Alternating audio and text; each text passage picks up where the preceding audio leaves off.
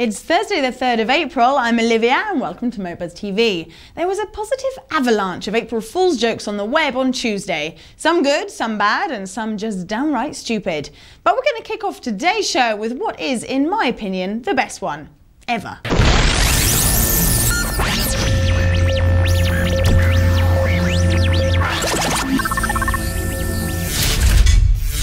The guys over at ThinkGeek featured a brand new game for the Wii that was available exclusively in Japan. Super Pii Pii Brothers not only boasts the best name in the world, but also the best concept. It's aimed at girls who have always been jealous of the fact that boys can take a pee standing up. Featuring a strap-on accessory, the aim of the game is to pee in the appropriate toilet, without spilling any, and winning extra points if you hit the cat that pops up from the bowl.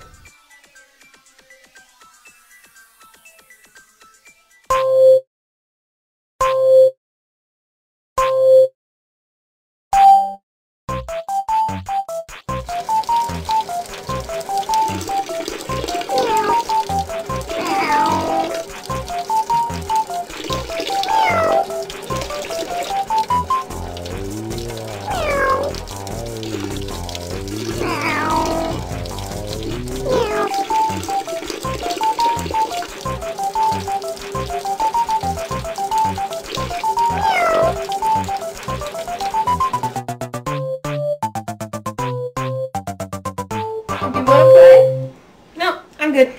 Featuring realistic fluid dynamics and over 100 bathrooms to choose from, the guys at ThinkGeek definitely thought this one through.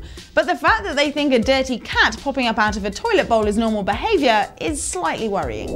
A couple of shows back, I told you guys about the latest Craigslist scandal. Some poor guy in Oregon returned home to find that his home had been invaded by people responding to a Craigslist ad, saying the house was abandoned and everything inside was theirs for the taking. Well, it turns out that the whole thing wasn't actually the listing site's fault. Police have arrested a couple for performing the online hoax as part of a cover-up for an earlier burglary at the property. They had stolen some saddles and other gear from the man's garage, and in hope that this would go unnoticed, decided to announce to the world that everyone could have a piece of the action, including the guy's horse. Brandon and Amber Herbert are definitely a couple of the more inventive thieves out there, but hardly the brightest. The police were able to trace the crime straight back to them via the online advert.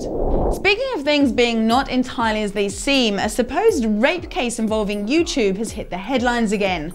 Back in February, 3 young teenagers were arrested on rape charges after a video posted on the video sharing site showed them raping a 24-year-old woman while her young children stood by. Google were initially slammed for not removing the video immediately. 600 people managed to see it before it was finally taken down.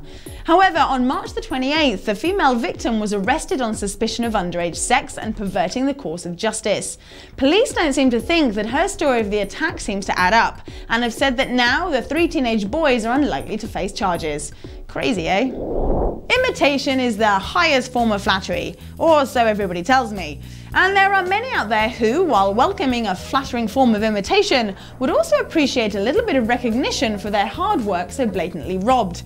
Improv Everywhere is a group of creative, inventive, and slightly nutty people that like to cause scenes of chaos and joy in public places.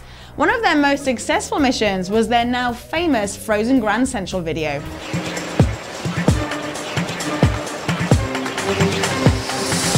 But the people behind Improv Everywhere were left feeling a little miffed at music giants R.E.M. after they posted a video to promote their new album Accelerate on the web. If you look closely, you may see some similarities between the two. Everybody here comes from somewhere that they would just as soon forget in disguise. At the summer camp where you volunteered, no one saw your face, no one saw your fear. If that apparition had just appeared to you. Did you see it? Yeah, pretty much exactly the same thing. And a distinct lack of any mention of the group who actually came up with this concept in the first place. Improv Everywhere kicked up a bit of a stink at the idea robbery, and R.E.M, to their credit, responded by saying that they're going to re-edit the footage to credit them in the video themselves. The original Frozen Grand Central video was such a success that it inspired people in 27 countries worldwide to stage their own freeze mission. But the difference was that each of them gave a grateful nod to the people who gave them the idea in the first place. The last piece of news for today looks towards the UK and the current media frenzy surrounding the danger of social networking sites for children. The Home Office have released a report that concludes that kids are at risk of online bullying, fraud and sexual grooming. They're hoping to encourage sites to set the default privacy settings of under 18s to private to prevent strangers from accessing their profile pages. And even more interestingly, the Home Office wants sites like Bebo and MySpace to display adverts for the emergency services to encourage children to call the police if they think they're being targeted by other users. The report comes after the ever-growing incidence of young people suffering at the hands of other internet users on social networking sites. Although nothing is definite yet, it certainly looks like the UK government are taking the story seriously enough to do something about it. Okay guys, that's it. Go and stage your own freeze mission. But remember, give credit where credit's due.